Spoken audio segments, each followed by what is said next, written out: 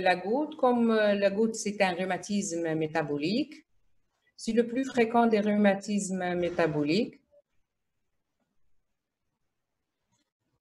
Donc, la goutte appartient au rhumatisme métabolique. C'est des arthropathies microcristallines. C'est quoi microcristalline? Donc, l'augmentation de l'acide urique dans le corps, va entraîner la cristallisation de l'acide urique en microcristaux. Et donc, ça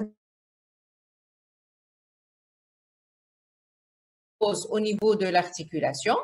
Donc, vous devinez que vont atteindre pratiquement toutes les structures du tissu conjonctif. C'est une maladie générale aussi.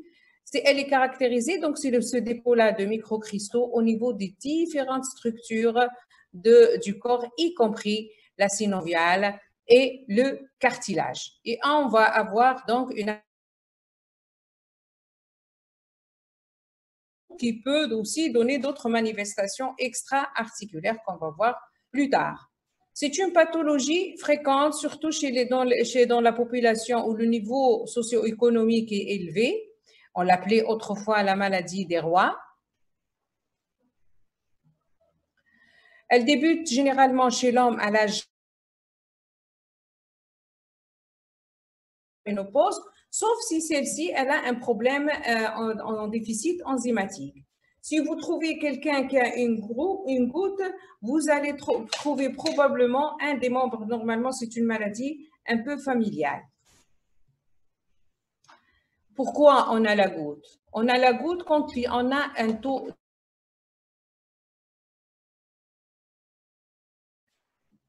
d'où est-ce qu'il vient l'acide urique? L'acide urique, c'est le produit final de la dégradation des purines. Donc, c'est le produit final des protéines. Donc, on a les nucléotides qui donnent le nucléoside, ensuite, ça donne les purines, et les purines, ça donne l'acide urique.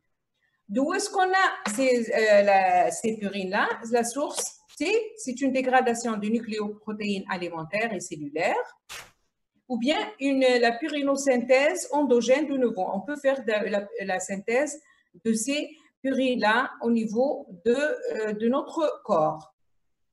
Voilà. On a la voie exogène, donc c'est les aliments qui nous donnent le produit de dégradation de des protéines alimentaires. On nucléotide ensuite en nucléoside et ça va donner ces purines.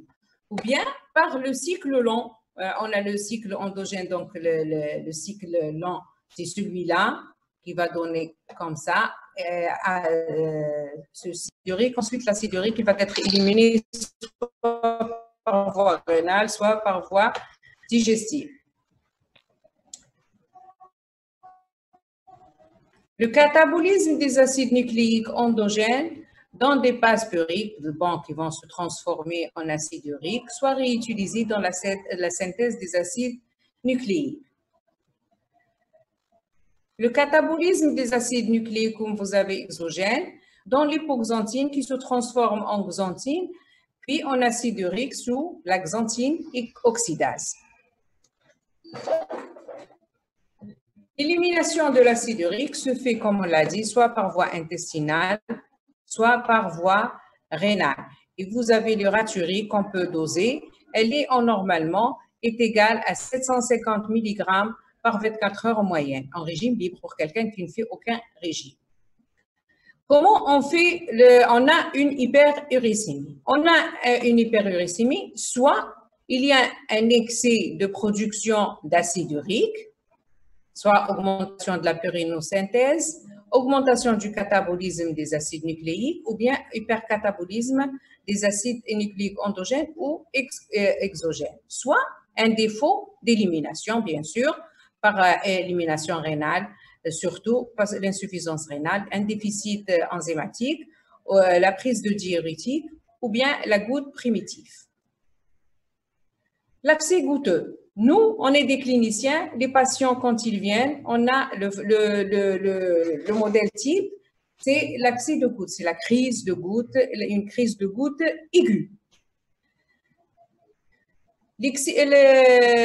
Quand on a une hyperuricémie, si quelqu'un fait une crise de goutte aiguë, Là, il faut savoir que cette personne-là, elle avait une hyperuricémie qui dure au moins depuis une dizaine d'années.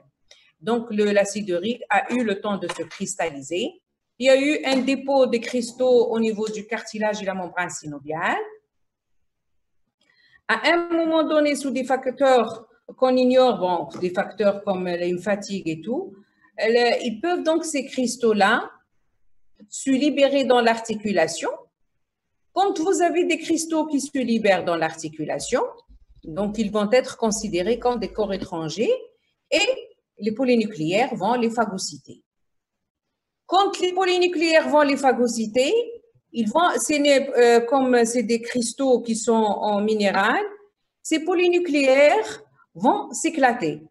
Quand ils vont s'éclater, ces globules blancs, le corps va avoir l'impression qu'il est attaqué par des corps étrangers. Donc, il va y avoir des libérations des cellules pro-inflammatoires, les cytokines, qui sont les anti-TNF, les IL-1 et les IL-6, qui ont un effet donc, de recrutement. Donc, il va y avoir une réaction inflammatoire locale et le corps va réagir comme si c'est une attaque de corps étrangers, généralement c'est des germes, il va y avoir une fièvre avec des signes généraux.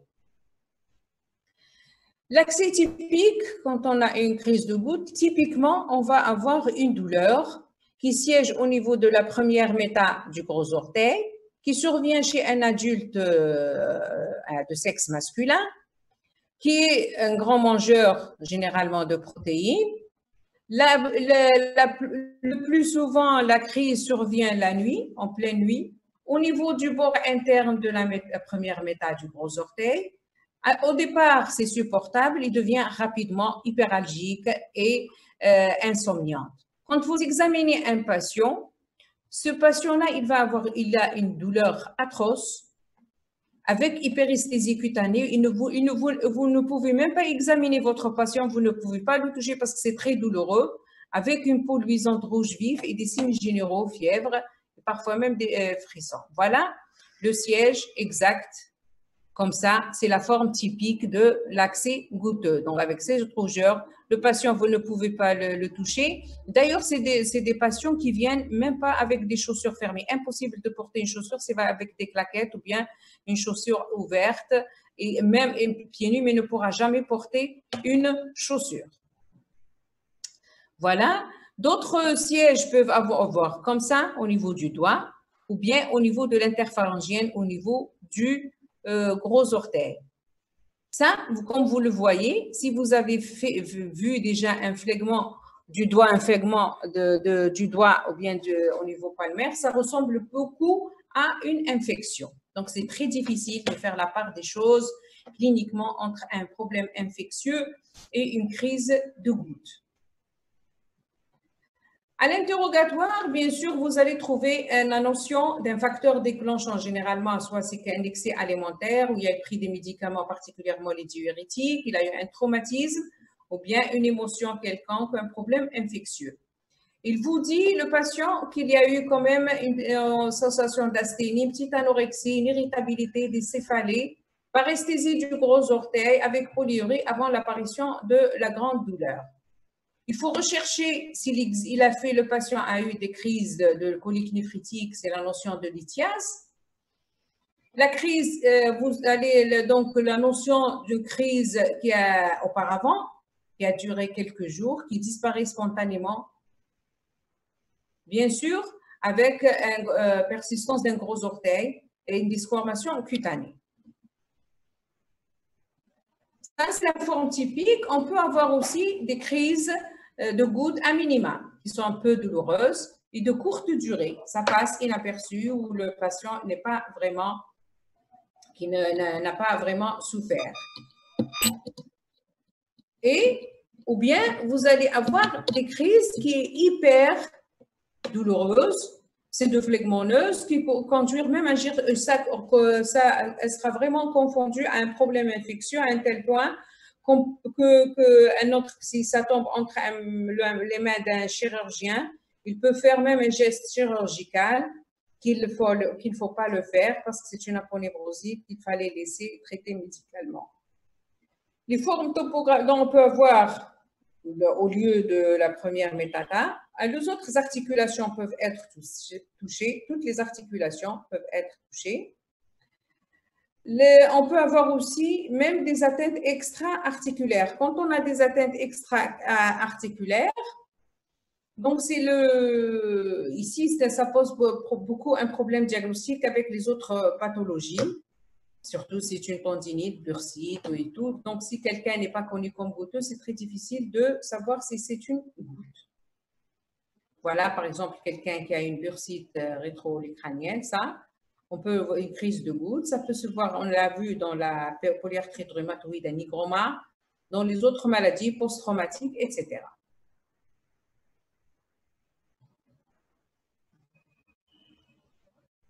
On a aussi des goutteux, les crises de goutte, pardon, la goutte qui peut survenir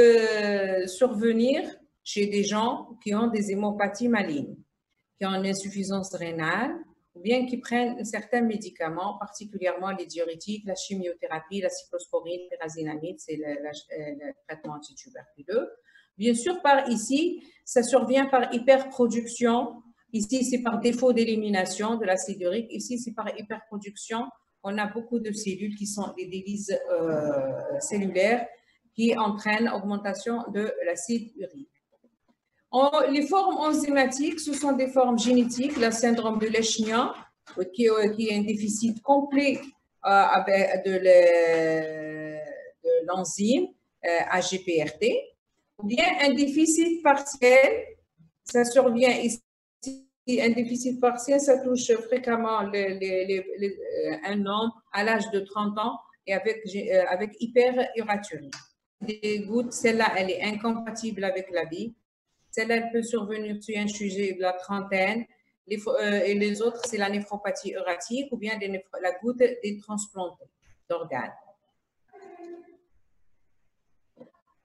Après plusieurs crises, des manifestations articulaires, donc ici, ça devient, donc on passe à la goutte chronique, si on ne la traite pas à la phase aiguë, va y avoir le tophus. Le tophus, c'est la concrétion uratique sous-cutanée. Donc, ces cristaux-là vont se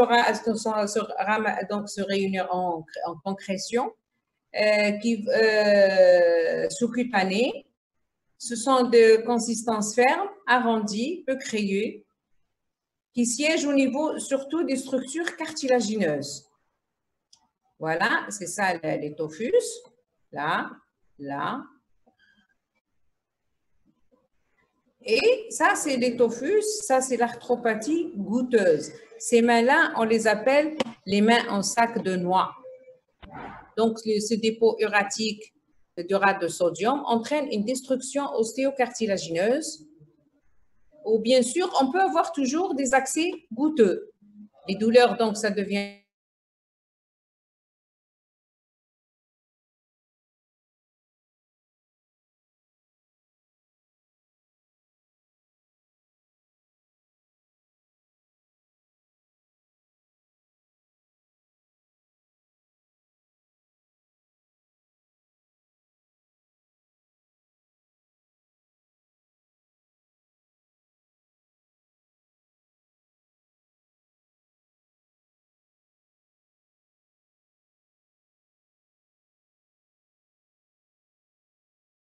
maintenant, il y a le sang, il y a des coupures. On reprend, vous entendez? Oui, docteur. Ok, mais d'accord. Donc, la goutte chronique, à la radiographie, on a des géodes. Regardez ici, des géodes, là, arrondies ou ovalaires. Comme les cristaux se sont déposés là, donc il y a eu destruction articulaire et automatiquement, il y a toujours de l'arthrose. La goutte, quand on a la goutte, souvent, elle est associée à l'arthrose aussi, parce qu'il y a des osteophytes. Et même, voilà, cette lésion. Regardez ici, regardez cette géode à l'emporte-pièce, c'est en albar. Là, regardez, là, des érosions avec un pincement et des osteophytes, c'est donc des encoches épiphysaires. Ici, ici, voilà, l'aspect en albar, là, là, là. Donc, regardez ici, on a une densité d'hypertrophie des parties molles. Regardez une destruction ici, là et là. Regardez ça, c'est en albar. Ici, avec des destructions des interphalangiennes ici.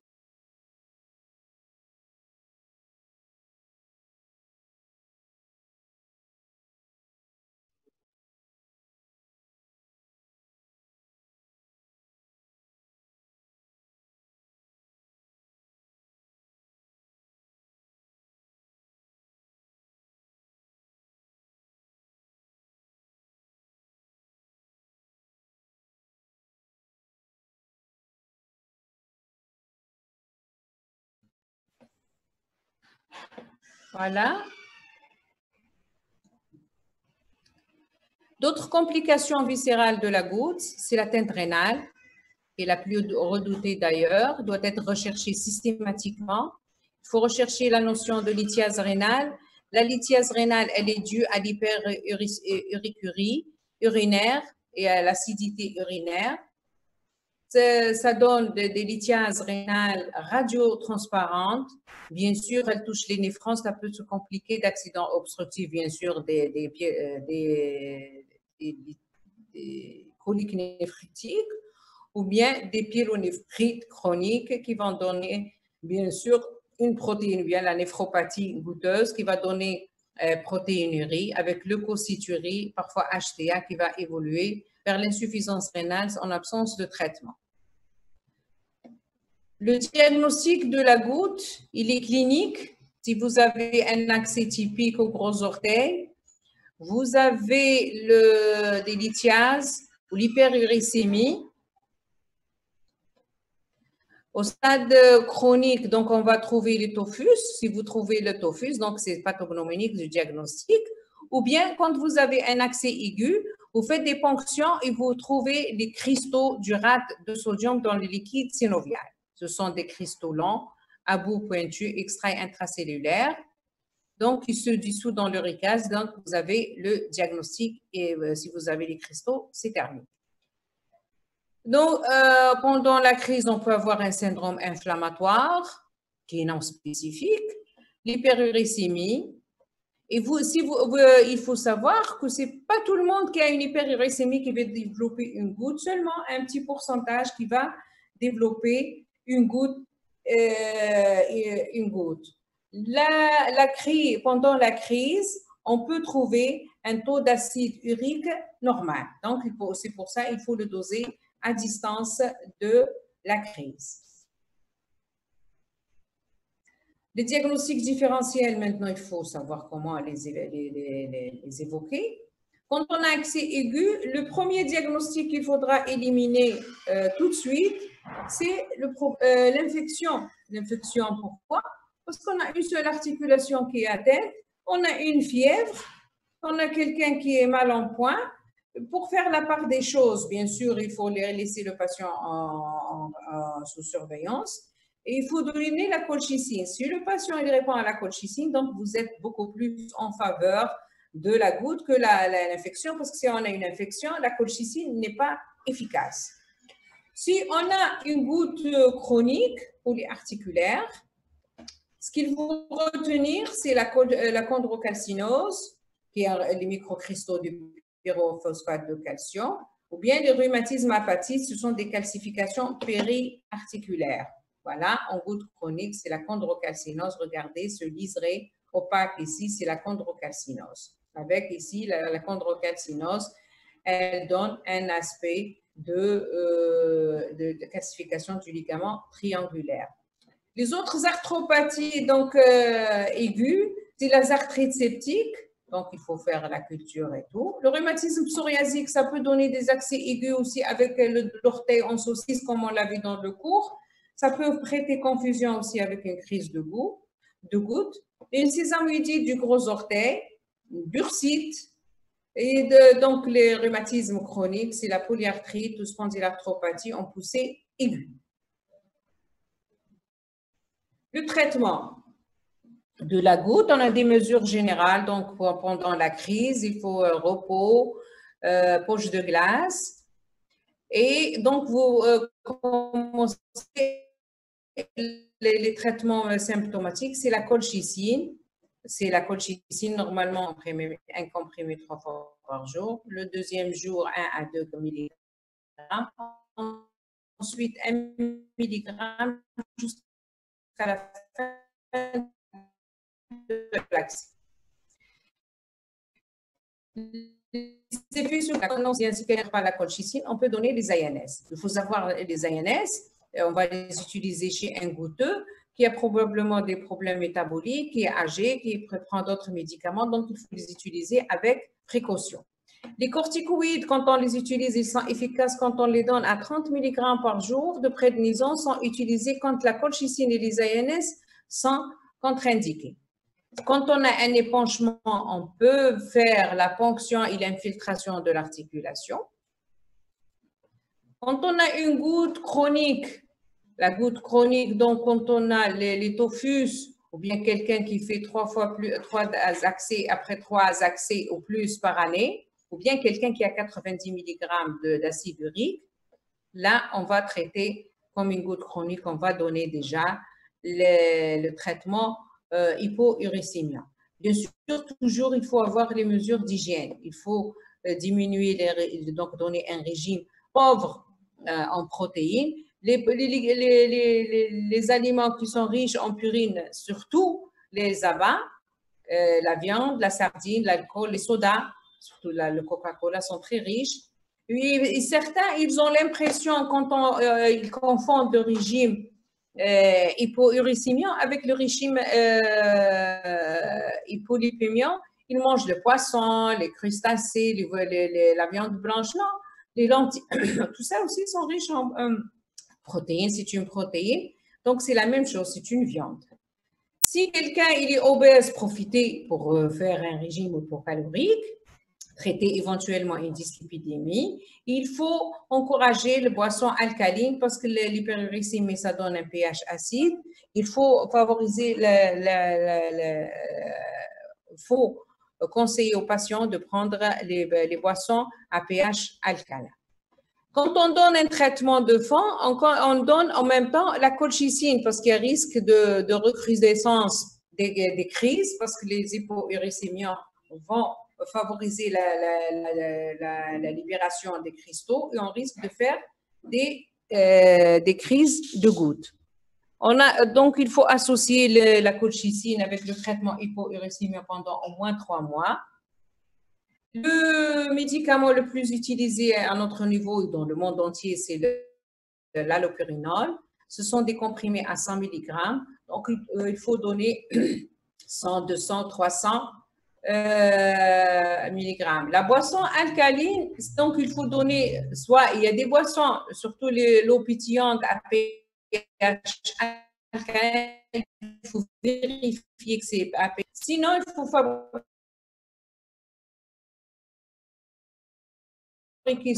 de soude qu'on utilise dans la cuisine. Quand le traitement uricosurique,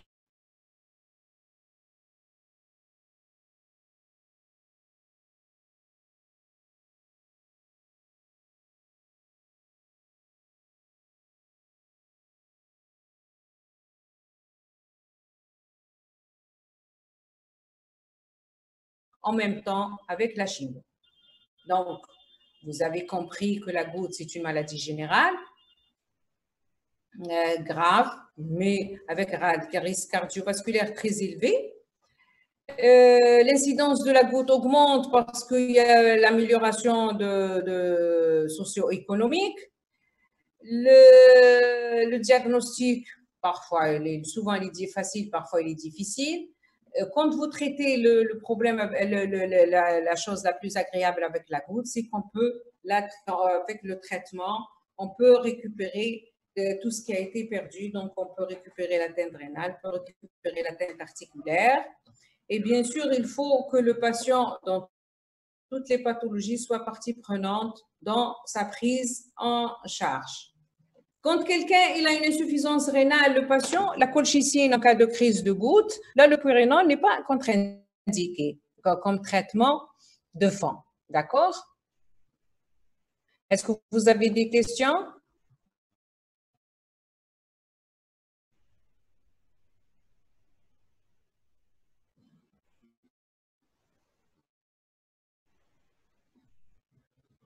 Oui, la goutte peut toucher toutes les articulations.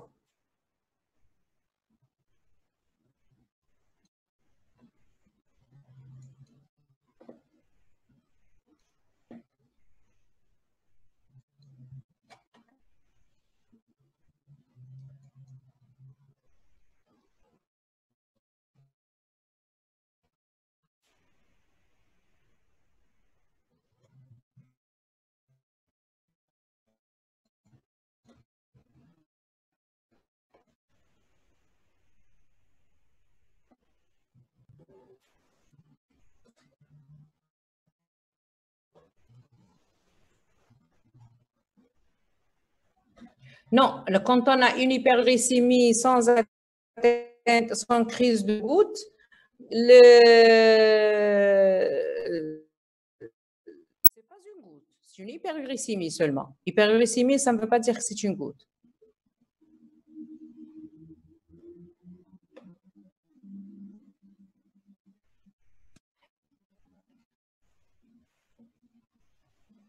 L'aspect du liquide synovial, on l'a fait, on a donné au premier cours les aspects du liquide synovial quand on a des cristaux, mais vous allez trouver un liquide de type inflammatoire ou semi entre inflammatoire et mécanique, et vous allez trouver surtout des cristaux.